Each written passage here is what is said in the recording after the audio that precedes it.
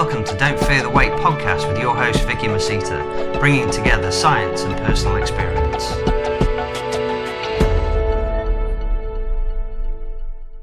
Hi guys, welcome back to the next episode of the Don't Fear the Weight podcast with me, your tiny host. As tiny host, is that seriously what I said? I know that I'm a really small person, but quite honestly, that's just detrimenting myself, isn't it? Tiny Titan host, Vicky Masita, and good to really speak to you all again. Now, this podcast is really exciting. It's going to be a shorter version of the Don't Fear the Weight one because I have got two very important guests in the hot seat today, and that is Peter Fitschen and Cliff Wilson, some of the best bodybuilding natural coaches in the world as far as I am concerned. Hi guys, how are you? Real good, very good. We appreciate you guys having us on here. Absolutely. And you've both been on my podcast previously on separate occasions, haven't you? So it's really lovely that you've managed to find the time to collaborate on this one both together. So for people who haven't actually heard your previous podcasts, would you just like to introduce yourselves and just give us a little bit of a rundown of what you've been up to recently? Sure thing. Pete, I'll let you take it first there. All right. So, so I'm Peter Fitschen. So I've been competing in natural bodybuilding since 2004. So my first show was actually 15 years ago last month. I won my pro card in 2012. I did my first season competing as a pro in 2016. I also went to school for 11 and a half years studying things related to bodybuilding. I have a bachelor's in biochem, master's in physiology, and PhD in nutritional science. I also have a CSCS. I'm a certified strength conditioning specialist, and I work as a full-time prep coach. Amazing. So that was so not a lot of letters after your name then, eh, Peter? Cliff, over to you. Yeah, so I much like Pete, I've been competing for quite some time. I did my first show in 2008. Pete's been in a really long time. Jesus, man. But I've been competing since 2008, and I went like almost the complete opposite route of Pete to get where I am today. I didn't really know I wanted to do this for a living. It never occurred to me that I really could do it for a living. I did my first show in 2008, and shortly after that, I had a couple of guys at my gym ask me if I could help them for their bodybuilding show. And I didn't know if I was qualified to coach people, but I just knew I knew more than them, at that point. And even though I didn't go to school for this, I tend to take a very scientific approach combined with what I'm seeing in real life. And so I just helped them. And when they did well, I had other people ask. And then when other people did well, and then I had more people ask. And before I knew it, I was doing this as a full-time job. I've been full-time prep coaching since 2012, actually. And in the past, since 2010, my clients have had over 100 pro cards and over 70 professional titles. And so I've been pretty lucky to work with some great people. Absolutely. Yeah. And I have heard on the grapevine that you are one of those coaches who are not afraid to actually push the boundaries as well for people. There was one guy who I saw you prep just, I think it was a while ago that he did his prep, but I swear to God, I think he was on like 6 weeks worth of almost like just incidental carbs or something like that. And people are going, dude, how the hell are you still alive? Yeah. And I'll even say, so Pete and I were actually talking about this past weekend.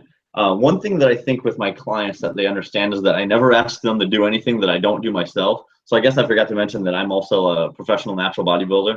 Yeah. And Pete and I were joking about how I was actually on 100 carbs or less for 4 months straight in my previous contest prep. So, I think that's one of the things one thing I always preach to my clients is that we will do whatever is required to get the job done.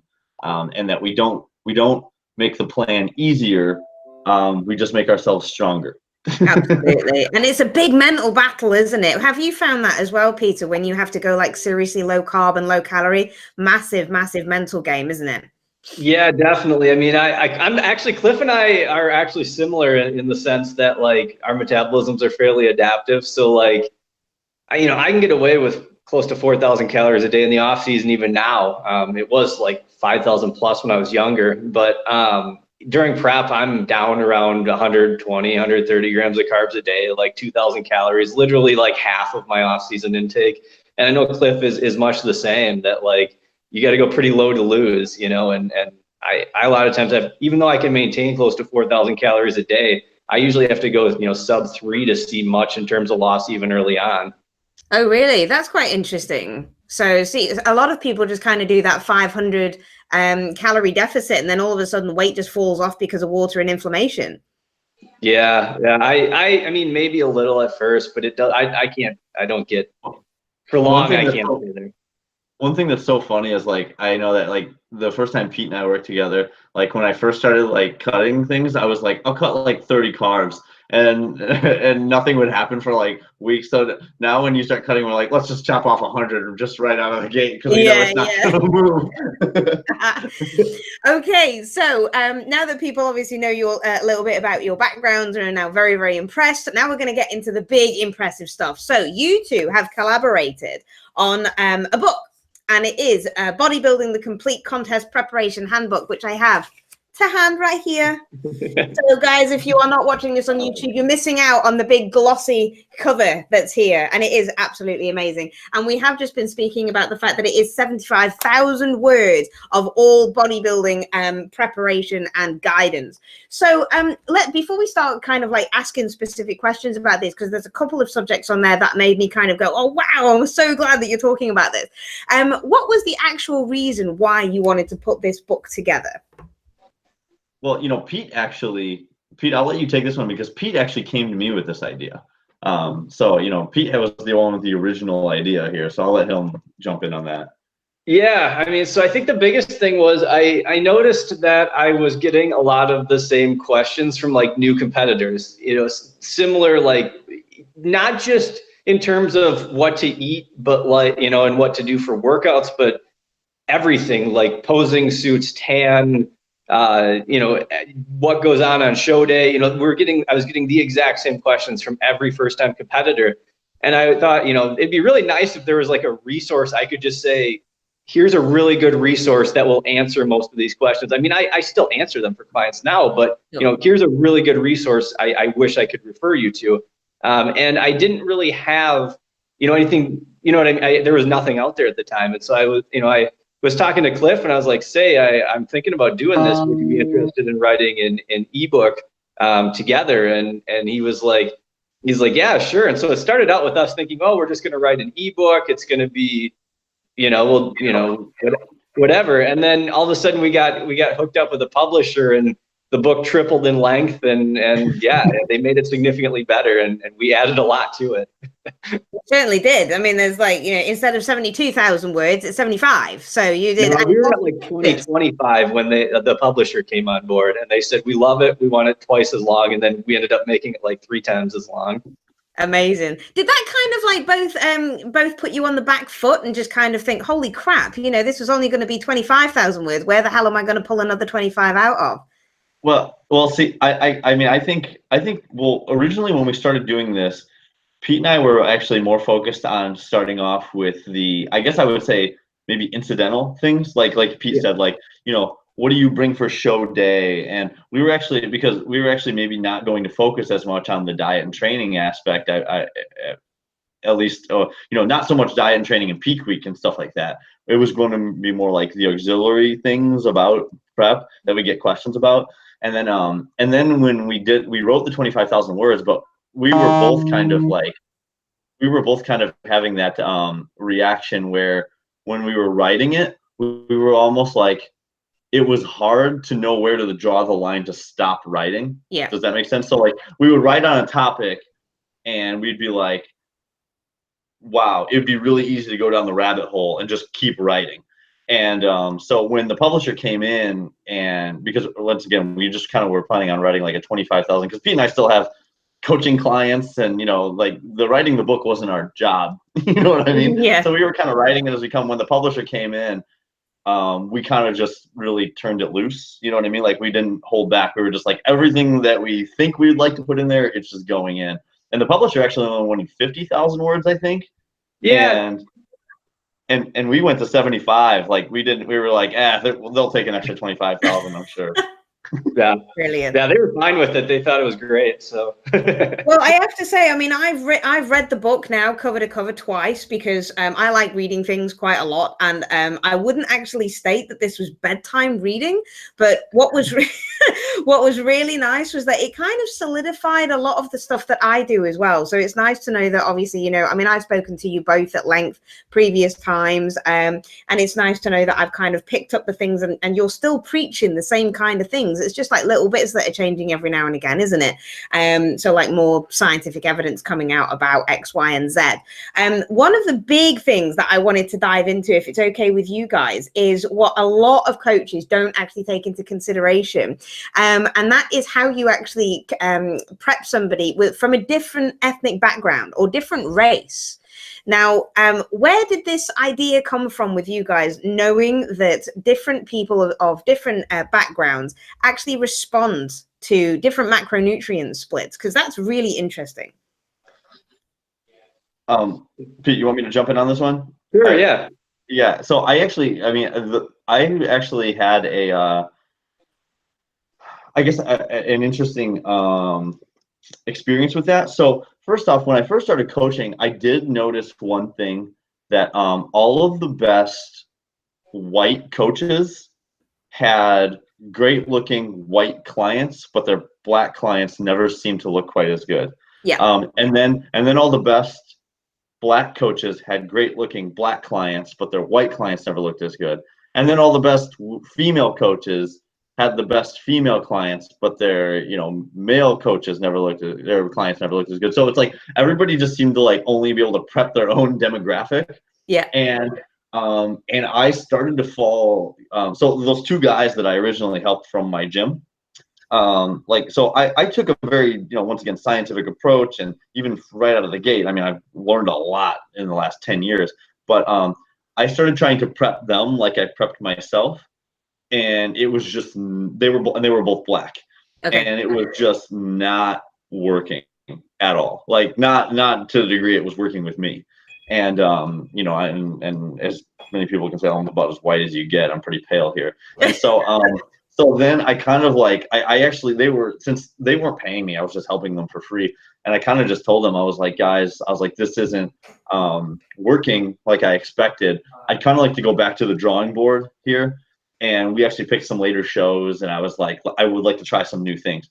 And I was lucky I had two clients that, because they weren't paying me, I think they felt like they would let me experiment a little bit, and I was trying new things. And then later on, I was able to find, like, you know, we did include some, you know, some research in there that, you know, some possibilities why this would be in the book. And so, you know, later on, then I was able to go back and then, you know, confirm with research why these different approaches may work with different demographics.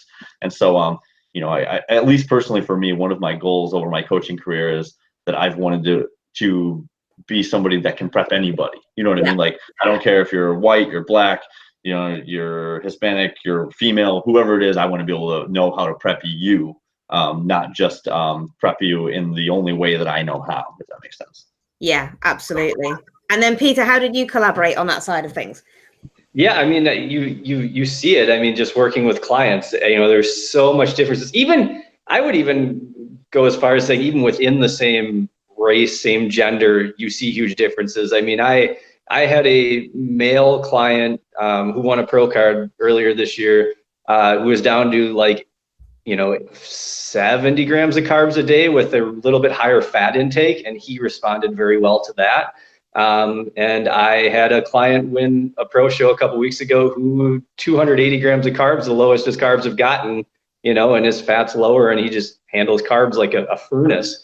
And they're both white guys, you know, so that, you know, even within, you know, I would, you know, there's definitely, don't get me wrong, gender, race, all of that, there are definitely variations, but even within similar demographic, you know, you're going to see differences absolutely, and, you know, within that as well. And so I think just, yeah, being okay with trying something, like, hey, this isn't working, let's try something. And I think that gets on the topic, like Cliff said, of picking later shows, being, you know, flexible with show selection, giving yourself time so that you can do some of those things.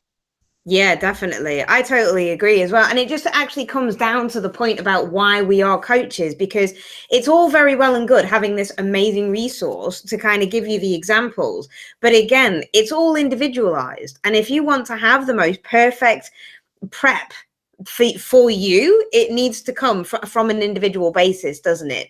But this resource kind of like gives you this really nice overview of what a contest prep might look like and the things that you can expect. And I think that's what I took from it the most, because I mean, I'm obviously a seasoned competitor as well. So we know all of these things. However, for somebody who's never competed before, the expectations of a bodybuilding prep, they have no idea.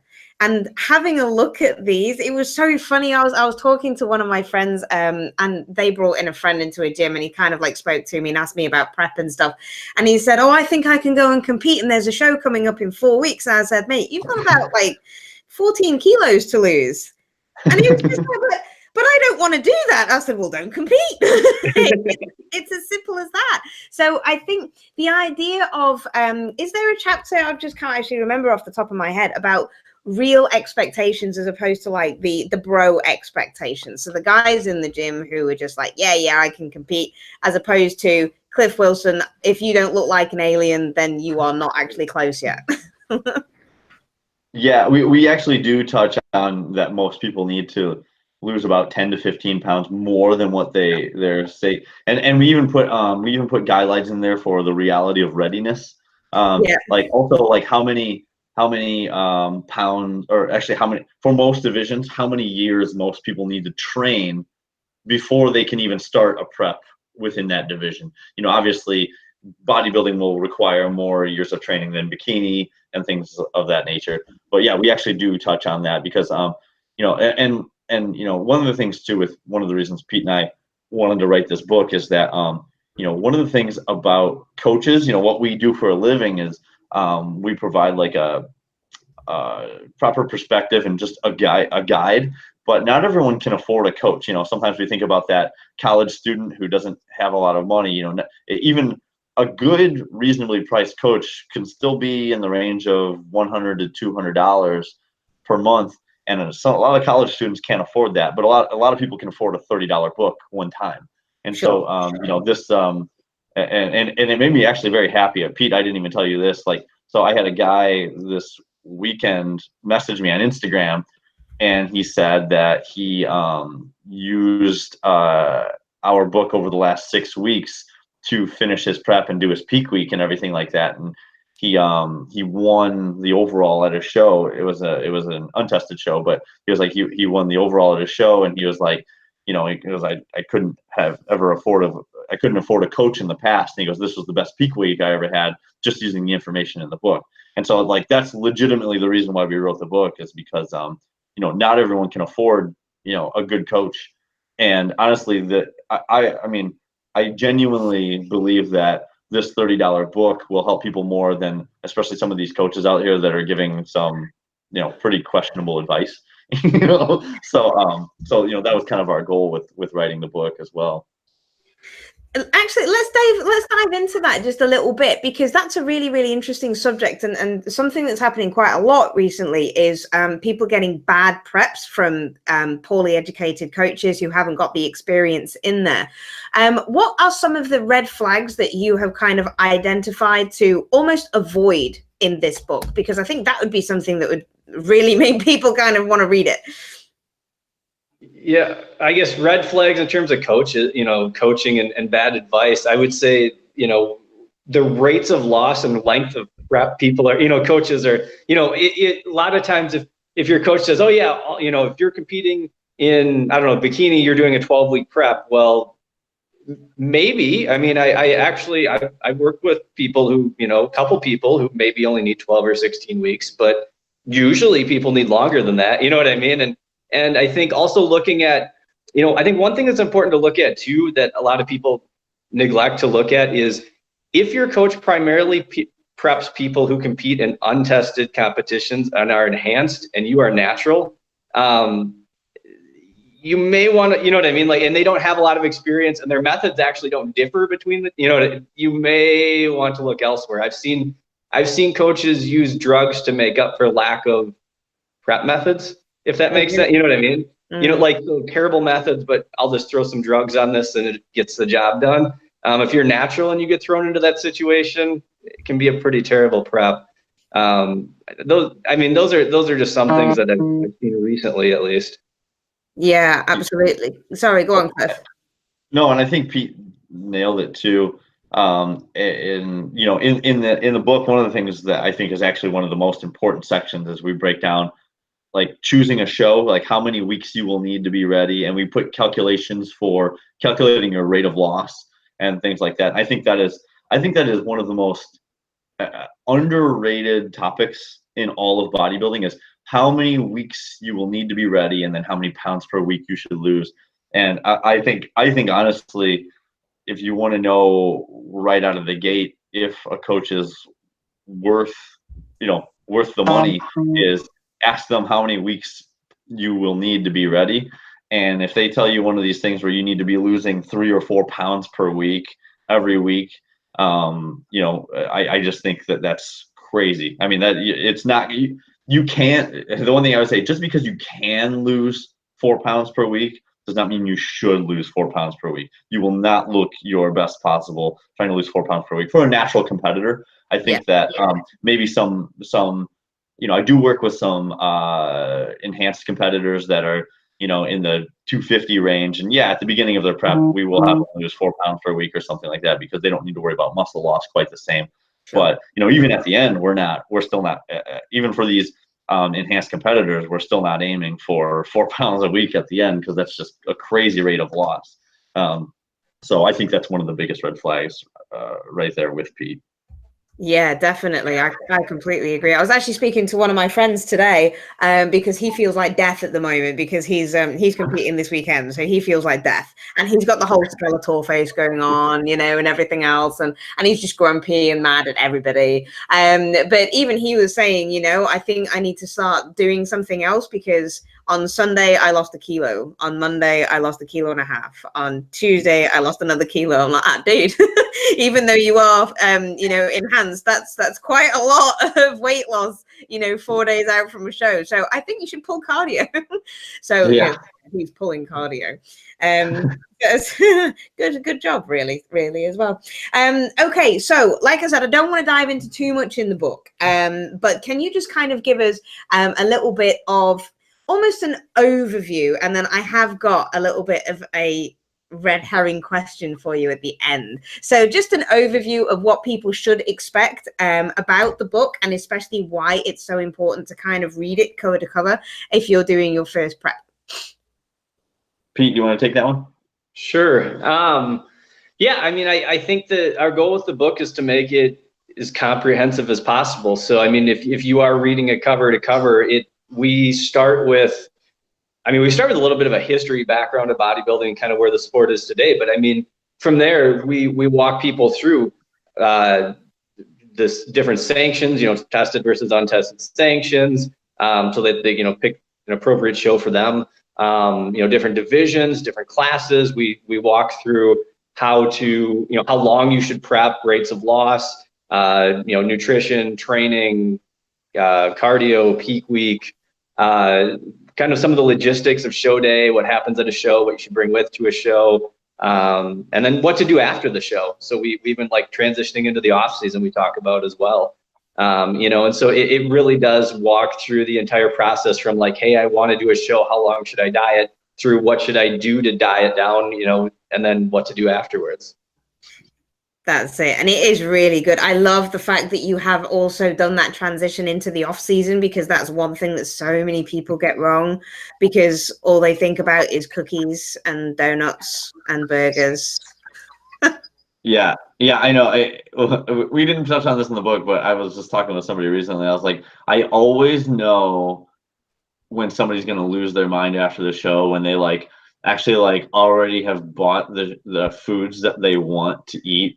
You know what I mean? Before the show comes, I'm like, oh man, this is not going to be pretty. No matter what words I say, it doesn't seem like it's going to have an effect. No, that's it. And then they just turn into a big watery mess, and then they've put on 4 kilos post show in 3 days, and it's like, No, I know, but yeah, to answer your question, Pete and I were like, we wanted to make this a read that a beginner could pick it up and understand it and walk themselves through, but also that the most advanced competitor will pick it up and still pick up a lot of new information. And so, like we do use, we try to make it very user friendly, so to speak. One of the things was when we touch on something that is maybe more scientific or scientific terminology, we're going to explain it. We're gonna explain what it is. We're not going to use terms, and we're not going to throw some more technical terms out there and let a beginner figure it out for themselves. We're going to explain everything. So one thing I have been happy about is that even some people that have been competing for quite some time, they're like, I did get some some new information out of this book, which was very important. And then I've had some people that have never competed before, and they're like, I could pick it up and I could understand it. And so that was a big concern for us, and Pete and I put a lot of work into making sure that, like, so sometimes I would write a chapter or Pete would write a chapter, and we'd pass it off to the other one, and we'd be like, hey, you said this and then you didn't explain what the hell it was. So we would catch each other on it, like, hey, because sometimes even something simple like the word glycogen, you know what I mean? Something simple, like we all know what glycogen is. It seems like to us after all these years, it seems like a very simple, common term, but for somebody who is just getting into the sport, they may not know what the hell that is. Sure. And so, we were very careful to not throw terms out there without some sort of explanation, and then kind of lead people into some of the more complex methods that we use. Yeah, definitely. And I completely agree. I mean, it was, like I said, I've already read it twice. I ordered it on pre-order before it even came out because I was excited. But I have read it twice. And the fact is that even when I've gone back over it the second time, it was like, yeah, no, I did understand that the first time, but it's nice to actually know that I understood it the second time as well, because sometimes kind of books can throw you a little bit. Okay, the red herring question before I let you go then, because this might get you thinking, and it might just kind of think, Vic, why did you ask me that question? There are at the back lots and lots of posing techniques that you have, and recognizing your success and various other things, and they're really beautifully illustrated. I'm just actually going to bring up one of my favorite pictures, which is just that one, which is the front pose for a figure champion. And is she a world champion, that lady there? Yeah, she is, yes. Yeah, so she's got a beautifully balanced physique, and you've got lots of different explanations as to what the front pose should actually do. Now, this is for figure, and you've got different classes that you're going to go on as well. What are you going to do for the people who are going to be competing in the different classes that have all of a sudden been introduced around the world? Yeah, this was a big back and forth. Pete, do you want to take this one, or do you want me to? Yeah, I mean, I don't know. I mean, I can. I mean, we definitely went back and forth, like, where the heck do you draw the line here? And so we went with, the 7 divisions that, at the IFBB Mr. Olympia, that's what they have. Like, they're the 7 divisions, the 4 for women, 3 for men, that are in most sanctions, the most common divisions, and ones that have, been around a while that we have clear criteria on. But yeah, there are other, I think things like bikini model, and I don't know, there's men's athletic and stuff, I don't even know, but that's not common across the board. So we tried to just keep it to these are 7 divisions we know we can explain. We know people will find at the contest, should they, at basically every contest, should they choose to enter. Yeah, and even with that, so we also wanted to go with the ones that we were somewhat time tested, that are, those divisions that don't just have a few people in it. So the funny thing is, when Pete and I actually started writing this book, we didn't even include classic physique, and then we went back. Right, that's interesting. Yeah, and then we went back and put it in because it exploded in popularity, and then we're like, okay, this is here to stay. We didn't want to put anything.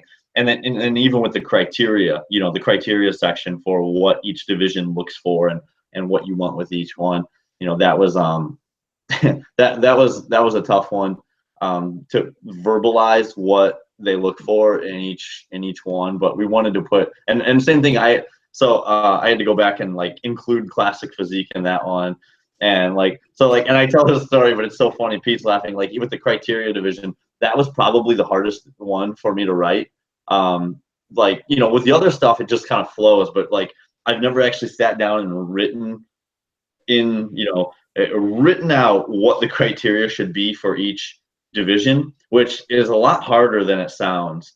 You know, because like trying to explain, you know, like a bikini look, you know, it's, you know, you want to have muscle, but not too muscular, and you want to be lean, but not too lean.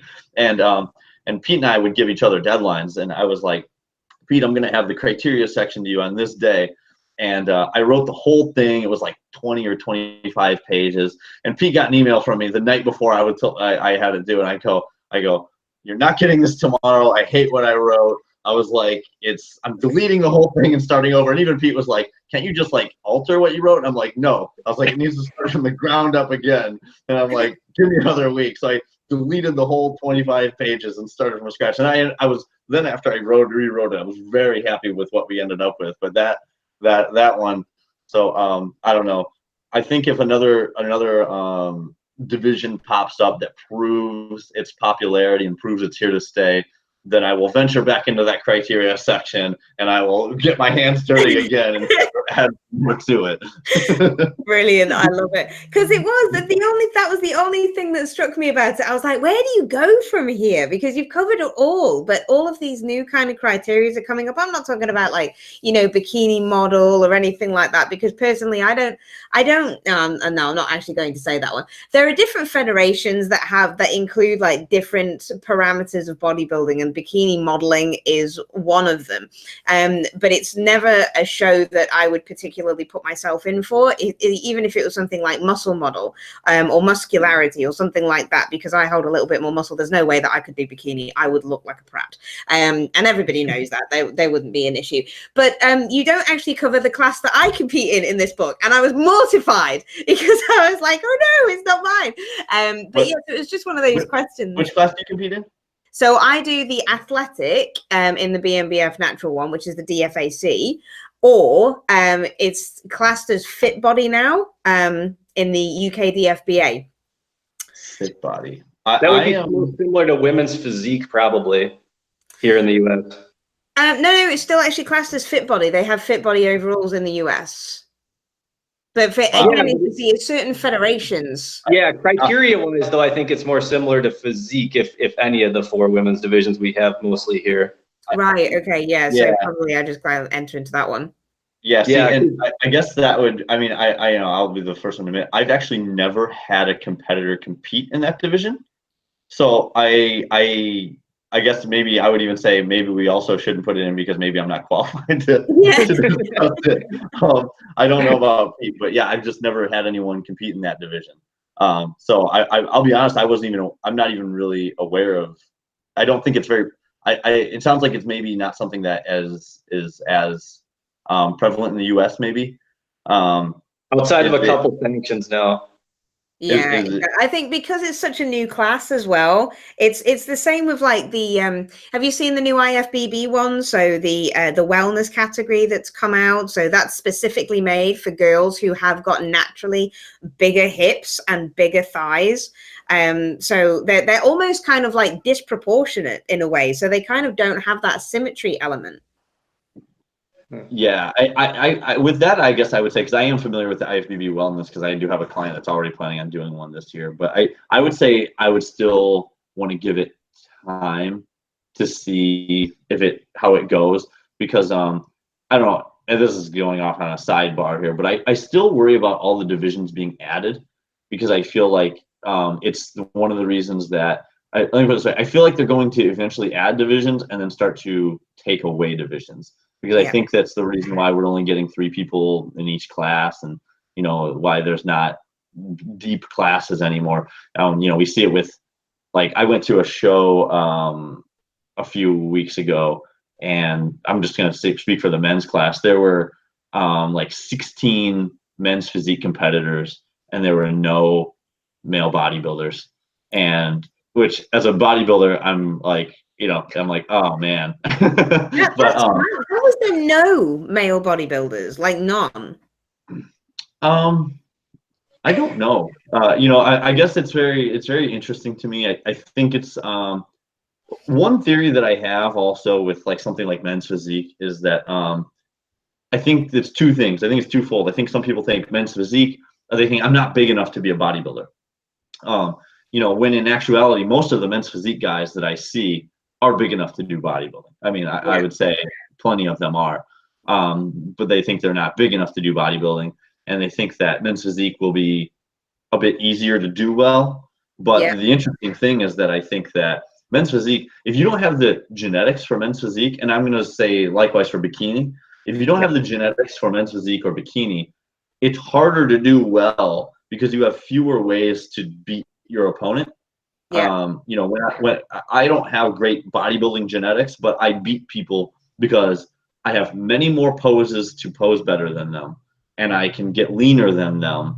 And so, and I show my legs, which my legs are a better body part for me. So I have more muscle groups to show. So there are many more ways where I can defeat and outwork my opponent.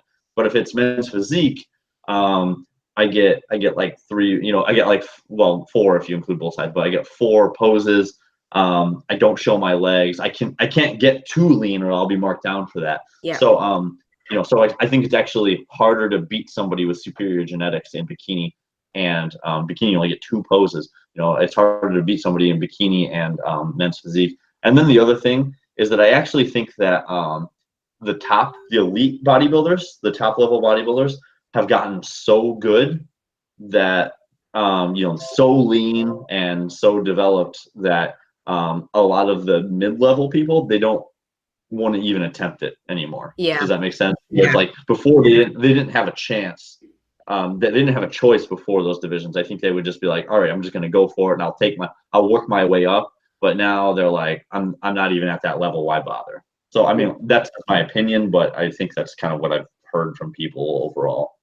Yeah, and I would agree with that. Like the whole I don't want to work my way up thing. I like that just seems to be gone. Like I remember when I first started competing, like not all shows were pro qualifiers, and the ones that were so ungodly competitive that like beginners just didn't go to them, like, or they didn't enter open classes. It was just way too damn competitive. Like you just wouldn't stand a chance for most beginners. And so and now everybody wants to like win their first show, and I mean, even now for most people, that's still not realistic, but that, you see so many people that, if they don't win the first time, they're done. Like, I don't know why, it used to be, I sound really old saying this, but like I feel like it used to be like everyone like they like training, they like stepping on stage, they had fun on show day, you meet people, you compete with people, you work on getting better over time. And now it's just like, I got to win a pro card in my first show. Like, it's just like, just the overriding mindset of the sport has like changed. Well, and so I'm going to even piggyback on that. I think that I'm also going to say that this book is going to be best for people that want to maximize what they want to do. It's not going to be great for people that are like, I just want to have, I mean, I just want to get up on stage. Does that make sense? Like, regardless of how I look, this is for people that want to maximize. I mean, because also it's built with an eye towards patience. Yeah. It is, we give longer time frames for prep. Like how long will it take you to truly be competitive? Pete, how many years did it take you to win your pro card from the time you competed? I mean, I was lifting for 10 years. I dieted down 4 times, so it was like my 7th show. Okay, and I it took me 8 years to win my pro card from the first time I stepped on stage, and I hadn't even won a class. By the time I won my first class, I'd won my pro card that day. But I think that there's also something to be said for like people that take a longer time to win, their pro card now. It's still a good thing because you're more pro ready. Pete, you won your pro card, and then you shortly thereafter, well, you took a long off season. Yeah, I took a long off season. I had to finish grad school. but you did well in the pro division right away. Yeah, I held my and I did pretty well this past season pro division. I have a client, Lisa Farron, who it took her 11 years to get her pro card. and now she's won her 2 first pro shows. Yeah. And so like, I think that's one thing that's like, I actually think getting a pro card too early is like one of the worst things that can happen to a competitor, because then it's just years of getting your ass kicked on stage in the pros. And so it's like, if you take a while to win your pro. I was going to say, that's where you see people stop competing too. Like, so it's ironic. So usually like in men's bodybuilding, because, or, you know, in some of the divisions with more extreme looks, like men's bodybuilding, it typically takes more time to build a physique to win that, you know, to win a pro card versus some of the divisions with less extreme looks, you know, a division, you know, where you just simply have the, like Cliff said, you simply have the genetics to do well in it. You can be good early, where bodybuilding, you oftentimes can't. Yeah. And so when you get to a pro show, you see like a lot of men's pro bodybuilders still competing at pros. And a lot of times like the pro bodybuilding classes, at least at like natural pro shows, a lot of times they're bigger than like some of the other pro classes. And so it's interesting, you know, to me that it seems like the people in the divisions who take a long time to get their pro card are the ones who also then keep competing when they're pros, because they like doing it and they like the process. And it isn't just like, hey, I won my pro card, I'm going to go do something else now, you know? Yeah, exactly. I actually put a post out on Facebook not so long ago, actually asking, has the pro card lost its true accolade? Because it always seems like you can pick them up out of cereal boxes now on some federations.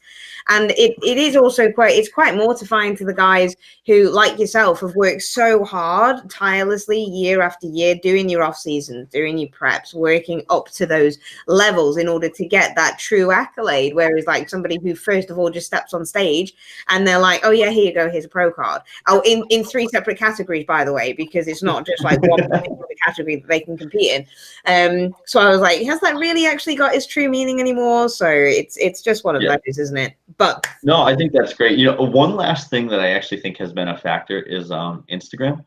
Yeah. I think that Instagram, so time typically, I mean, I think that, you know, for like all 3 of us, I think that all of us, we love the process just as much as the end result. You know what I mean? But I think that we're ignoring the fact that, or people like us tend to forget the fact that there are a significant number of people that get on stage for the ego aspect of like, I need people to look at me. And before Instagram existed, that was the only outlet. Like, you got to get on stage and you've got to, like, you know what I mean? You've got to work for it, and you've got to get on stage. If you want people to acknowledge your body, you've got to go get on stage for it. You know what I mean?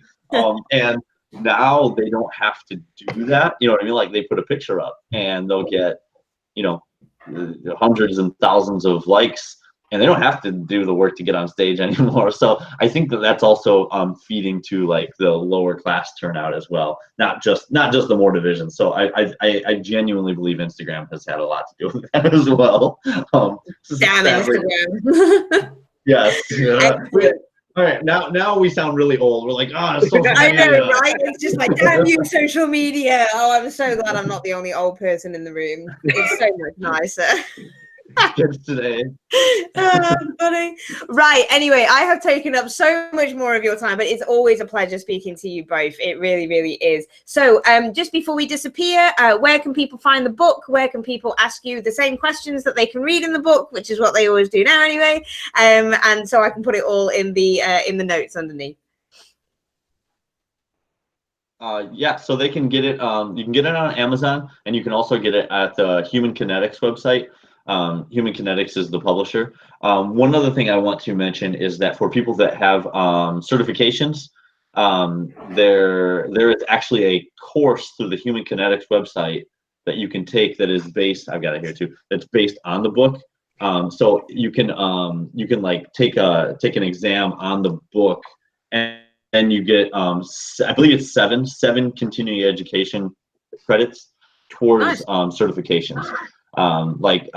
So, and this is through like the ISSN, and you know, they have it listed all there what accreditations it works towards. But that was another thing that Pete and I were pretty proud of to get that through, is because sometimes what we've read in terms of like what is in the scientific community as far as bodybuilding is maybe a little outdated, and so this was kind of our chance to like bring some of these certifications up to current standards essentially. So I was very happy when we got that through. So that's another option also. And so you should be, because that's absolutely excellent. Damn right. So I will get all of those links off you guys afterwards, and I'll put them all in the comment section.